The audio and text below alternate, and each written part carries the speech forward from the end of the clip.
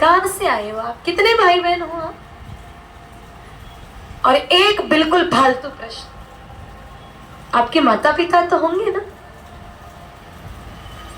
बिना माँ बाप के कोई आसमान से सीधा टपकता है क्या?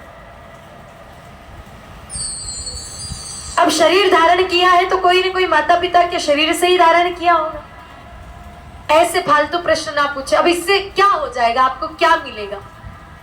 और वैसे भी, और कुछ कुछ तो और भी महान होते हैं, सीधा पूछ लेते हैं, दीदी जी आपकी जात कौन सी है, आप कौन से कुल से हैं? साधु संतों की कोई जात होती है क्या? न कोई जात होती है, न कोई माता पिता होते हैं। इसलिए कहा भी है कि जात न पूछो साधु की, पूछ लीजिए ज्ञान, मोल करो तलवार का और पड़ी रहने दो ज्ञान। जब तलवार खरीदने जाओ तो तलवार का ही मोल करो ना, कि साथ में वो म्यान कैसे दी, क्या किया, ये फालतू प्रश्न क्यों पूछते हो?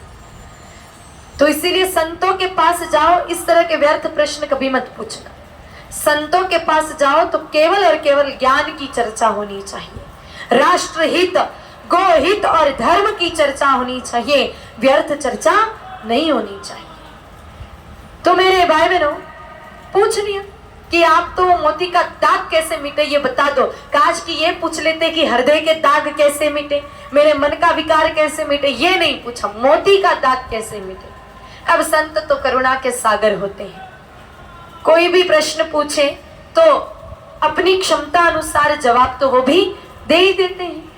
कहा देखो बेटा, अगर मोती पर काला दाग लगा हुआ है तो एक काम करना, घर पे जाओ, आधा कप गौ माता का दूध लो, आधा कप पानी लो, और उस दूध पानी के मिश्रण में मोती को डुबो के रखो 9 घंटे तक। दूध लिया, आधा कप पानी लिया, सारे काले दाग मिट गए और उल्टा उस मोती में और नई चमक आ गई। और जब उस मोती को दुकान पे सजा के रखा तो वो 1 लाख का मोती 1.5 लाख रुपए में बिक गया। अब व्यापारी बड़ा प्रसन्न हो गया, क्योंकि कहाँ तो घाटा हो रहा था और अब कहाँ मुनाफा हो गया, लाभ हो गया। व्यापारी बड़ा प्रसन्न।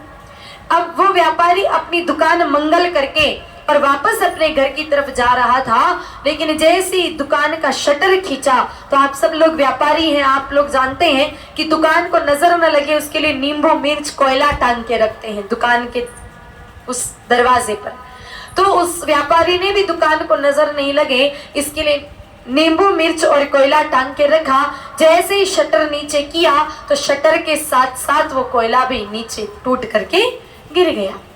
जैसे ही कोयला नीचे टूट करके गिरा तो उसी समय मेरे भाई बहनों उस कोयले को हाथ में लिया और व्यापारी ने विचार किया, अरे मैंने दूध पानी के मिश्रण में मोती को डुबो के रखा, उसके काले दाग मिट गए, उसकी कालिक मिट गई, क्यों ना इस कोयले को भी उस दूध पानी के मिश्रण में डुबो के रखूं, इसकी कालिक मिट जावे तो इसको भी बेच डालूं।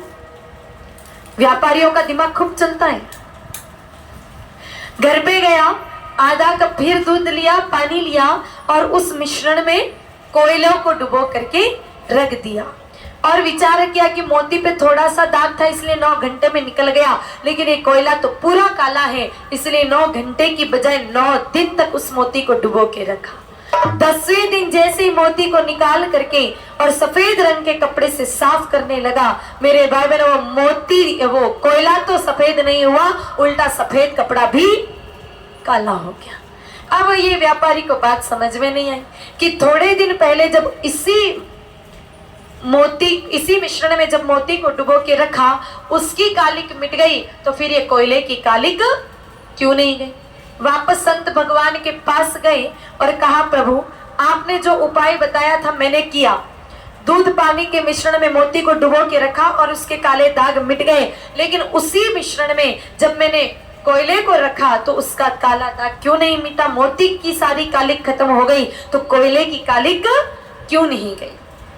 मेरे भाई बहनों, संत भगवान मुस्कुराए और कहा कि ये व्यापारी है तो इसको व्यापारी की भाषा में ही समझाना पड़ेगा, ये ऐसे नहीं समझेगा। कहा भैया एक बात बताओ, जब तुमने मोती और कोयला जब दूध पानी के मिश्रण में डुबो के रखा था, दोनों की स्थिति एक जैसी थी क्या या कुछ अंतर था? कहा नहीं, थोड़ा सा अंतर तो था। कहा क्या था? कहा मोती जैसे ही मैंने उस मिश्रण में डाला वो तुरंत डूब गया था और कोयला ऊपर ऊपर तैर रहा था। कहा बस भैया यही कारण है, मोती डूब गया तो डूबने से सारे काले दाग उसके मिट गए और कोयला डूब नहीं पाया, ऊपर ऊपर तैरता रहा, इसीलिए उसकी कालिक समाप्त नहीं हुई। मेरे भाई बहनों, यहाँ पर दूध पानी रूपी मिश्रण है सत्संग, कोयला और मोती है हम। अगर हम अपने जीवन को मोती की तरह डुबो देवे, डुबोने का अर्थ है अनुसरण कर लेवे, तो हमारे जीवन के जितने भी कालिक हैं वो गौ माता की कृपा से साफ हो सकती है, मिट सकती है। और अगर कोयले की तरह ऊपर ऊपर तैरते रहे तो मेरे भाई बहनों, एक भी जीवन की बुराई मिटने वाली नहीं है। अब आप इतने दिन से कथा सुन रहे हो, आप कोयला हो कि मोती हो, ये बता दो मेरे को, बोलो। मोती किया दिया कुछ है नहीं, बन गए मोती। मोती बनने के लिए डूबना पड़ता है, डूबने का अर्थ है अनुसरण करना पड़ता है। जब तक अनुसरण नहीं करेंगे, पालन नहीं करेंगे, तब तक कथा लाभ नहीं दे सकती है। तो गौ माता की सेवा में मेरे भाई बहनों हमें लगना पड़ेगा। वल्लभदास जी बड़े प्रेम से भाव से गौ माता की सेवा कर रहे हैं। गौ सेवा के प्रताप से जो संयोगिता धर्मात्मा व्यक्ति से विवाह करना चाहती थी, उसकी इच्छा पूरी हो गई। वल्लभदास जी उसको बहुत धर्मात्मा लगे और उन्होंने, और थे ही धर्मात्मा, क्योंकि गौ माता के लिए रात भर गंदे नाले में खड़े रहकर गौ माता की रक्षा की। तो सामने से विवाह का प्रस्ताव रखा, लेकिन पिताजी ने शर्त रखी थी, वर्ष भर में मेरे बराबर धन कमा के ले आओ, तब जाके विवाह कराऊं। शर्त स्वीकार कर ली और मेरे भाई बहनों, गौ माता की सेवा से ऐसा प्रताप, ऐसा प्रभाव पड़ा कि वर्ष भर में, साल भर तो पूरा हुआ ही नहीं था, और संयोगिता के पिता से भी 10 गुना अधिक धन वल्लभदास जी के पास आ गया। बहुत बड़े हीरे मोती के व्यापार के मालिक बन गए हैं वल्लभदास। संयोगिता जी से अब उनके विवाह हो रहा है, वैदिक रीति से विवाह हो रहा है, पूर्णतः गौ माता जी की उपस्थिति में विवाह हो रहा है। कल हम विवाह का प्रसंग ही श्रवण कर रहे थे और मैंने आपको कल बताया था कि कुल 17 जगह गौ माता की आवश्यकता विवाह में पड़ती है, जिनमें कुछ मुख्य 4-5 जगह तो हमने श्रवण कर लिया था कहाँ कहाँ पड़ती है। एक दो और मुख्य जगह जहाँ पर आपको गौ माता की जरूरत पड़ेगी वो सुन लीजिए। मेरे भाई बहनों, जब संयोगिता और वल्लभदास जी का विवाह हो रहा है, बड़े भाव से वैदिक रीति से विवाह करवा रहे हैं और सारे बारातियों को बड़े प्रेम से भोजन जिमाया नीचे बिठा करके। आजकल खड़े खड़े भोजन करने का एक सिस्टम है, बफेलो डिनर। बफेलो डिनर ही है, भैंसे खड़ी खड़ी खाती है, वैसे इंसान खड़े खड़े खाते हैं। और उसमें इतना